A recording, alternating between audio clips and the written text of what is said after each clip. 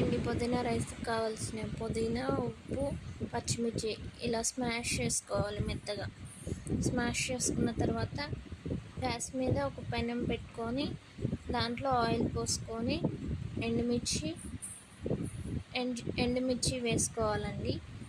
ఎండుమిర్చి వేసుకున్న తర్వాత కొంచెం జీలకర్ర వేసుకోవాలి.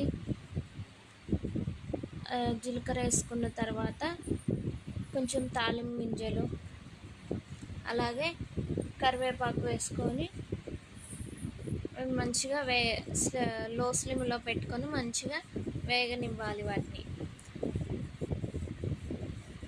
వేగనిచ్చిన తర్వాత ఒకసారి ఆ మిశ్రమాన్ని తిప్పుకోవాలి.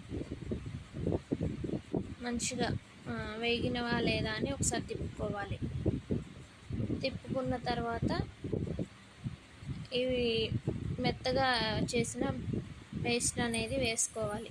పుదీనా పేస్ట్ని వేసుకున్న తర్వాత మంచిగా తిప్పాలి. ఒకసారి తిప్పిన తర్వాత రైస్ వేసుకోవాలి. అందులో రైస్ వేసుకొని ఇలా కలుపుకోవాలి. మొత్తం కలిసేటట్టు కలుపుకోవాలి. కింది నుండి మొత్తం కలుపుకోవాలి. మొత్తం కలుపుకున్న తర్వాత